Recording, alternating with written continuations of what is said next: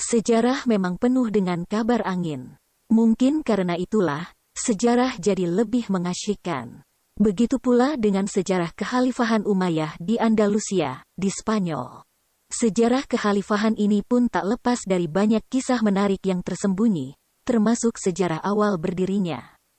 Ada yang mengabarkan jika Kekhalifahan Umayyah di Spanyol itu berdiri karena masalah cewek.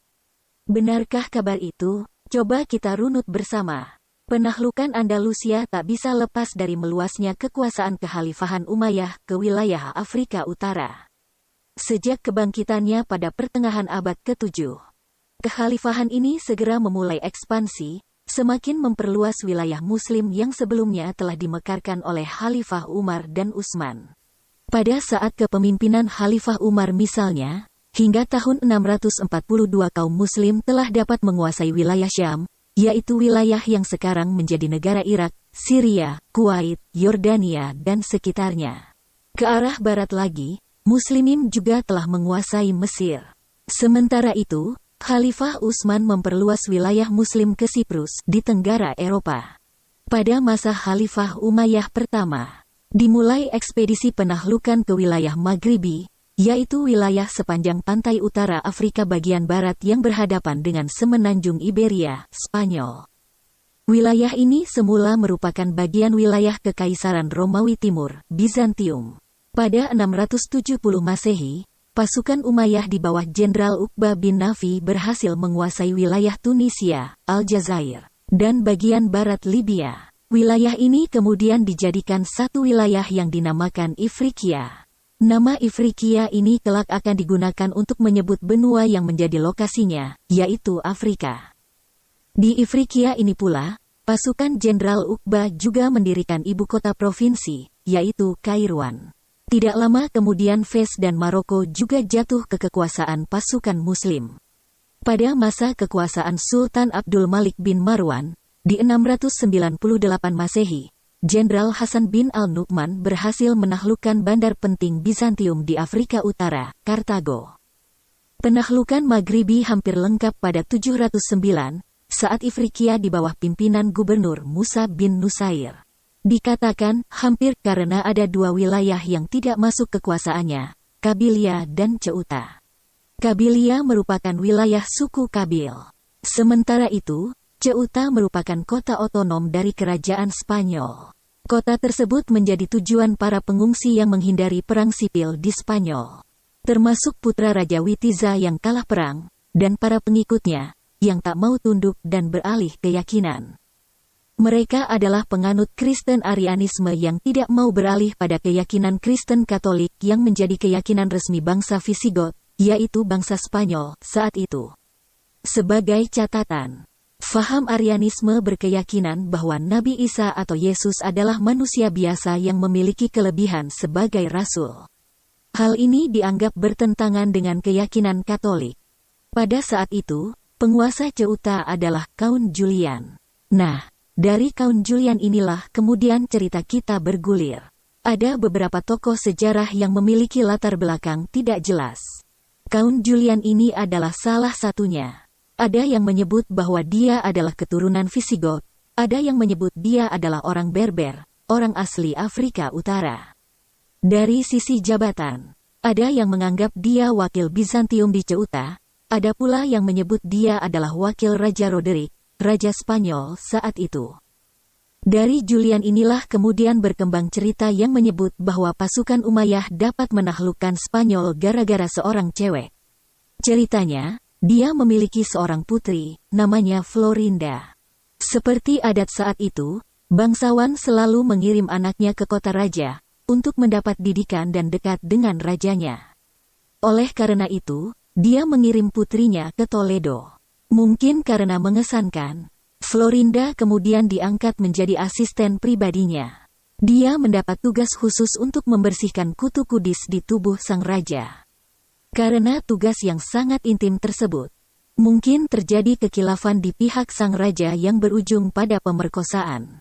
Florinda kemudian melaporkan peristiwa itu pada Julian, ayahnya. Hal itu membuat Julian marah dan tidak terima. Julian kemudian datang ke Toledo untuk menjemput Florinda kembali ke Ceuta. sebelum berencana membuat pembalasan.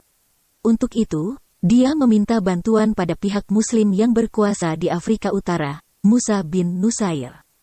Julian menjanjikan kemenangan mudah bagi Musa, karena dia dan kroninya, termasuk keluarga Witiza, berjanji akan membantunya. Pada mulanya pihak Umayyah tidak berminat. Mereka lebih tertarik penaklukan wilayah timur laut dan timur wilayah Umayyah yang lebih menjanjikan kemakmuran. Karena merupakan urat nadi ekonomi dunia Asia dan Eropa saat itu. Namun setelah Julian menceritakan penderitaan rakyat Spanyol di bawah kekuasaan Roderick, dan juga kemungkinan ekonomi yang ada, Musa menjadi tertarik. Peristiwa itu terjadi sekitar tahun 710 Masehi. Pada tahun itu pula, Musa mulai mengadakan penjajakan, melakukan penyerbuan awal di wilayah pantai selatan semenanjung Iberia. Setahun berikutnya, pada 711 Masehi, Musa semakin serius dengan rencana menguasai Iberia. Dia mengirimkan pasukan di bawah komando Tariq bin Ziyad. Panglima Tariq ini adalah sosok hebat. Dia adalah gubernur Tangier, daerah yang ditakluknya. Jauh sebelum menjadi gubernur dan kemudian menjadi panglima ekspedisi penaklukan Iberia, dia adalah seorang budak yang kemudian dibebaskan. Tariq berangkat dari Ceuta dengan kapal-kapal yang disediakan oleh Julian. Mereka mendarat di kaki bukit batu karang Pilar Hercules, yang kelak setelah ekspedisi itu dikenal sebagai Gunung Jabal Tariq atau Gibraltar, menurut lidah orang barat. Selat yang diseberanginya pun sekarang dikenal sebagai Selat Gibraltar. Pertempuran-pertempuran awal pun mulai meletus antara kedua belah pihak. Namun begitu, pertempuran yang menentukan nasib kedua belah pihak terjadi di tepian sungai Guadalete, di wilayah selatan semenanjung Iberia, pada tanggal 19 Juli tahun 711. Pertempuran dahsyat antara 100.000 pasukan Raja Roderick dan 12.000 pasukan Panglima Tariq meletus dahsyat. Sebagai catatan, angka pasukan tersebut dikutip dari pihak Muslim. Sumber data lain, misalnya dari sumber pihak Barat, Chronicle of Alfonso III, menyebut pasukan Muslim sebanyak 187.000. Sumber ini ditulis pada awal abad 10 atas perintah Raja Alfonso III dari Leon, Spanyol. Sejarawan modern punya angka lain lagi, menyebutkan bahwa pasukan Roderick tidak lebih banyak dari pasukan Tariq. Namun berapapun jumlah pasukan kedua belah pihak, yang jelas pertempuran itu dimenangkan oleh pihak Tariq bin Ziyad. Roderick terbunuh dalam pertempuran itu. Ibu kota kerajaannya, yaitu Toledo, jatuh ke pihak Muslim. Pertempuran akbar ini kemudian dikenal sebagai pertempuran Syuzunah atau pertempuran Wadi Lakah oleh pihak Muslim. Sejarawan modern mengenalnya sebagai pertempuran Guadalete.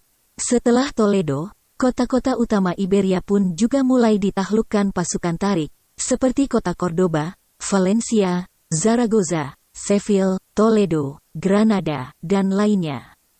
Setelah itu pasukan Muslim di bawah Tariq mulai berkuasa di semenanjung Iberia atau Andalusia.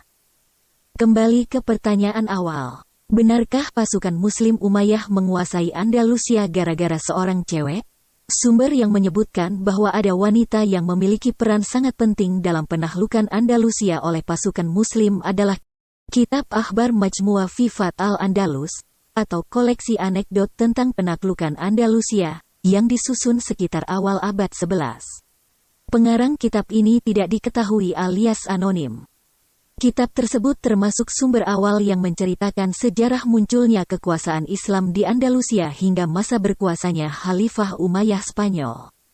Abdul Rahman III, yang berkuasai antara 929 hingga 961 Masehi.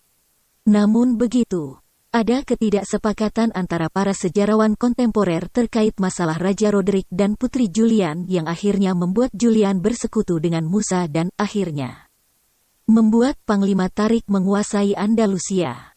Sebagai contoh, sejarawan Spanyol kontemporer Emilio González Ferrín, dalam papernya, Al-Andalus, The First Enlightenment, berpendapat bahwa bagian kasus Julian dan Roderick itu terinspirasi dari serta cerita klasik Latin dari Virgil, melalui karyanya yang berjudul Aeneid dan dari karya klasik Homer, Iliad. Namun begitu, sejarawan Spanyol lain, Ramon Menendez Pidal menyebut bahwa bagian tersebut tetap layak dipercaya, dengan alasan bahwa, bagaimanapun, si anonim telah berusaha untuk menyusun kronik sejarah yang akurat.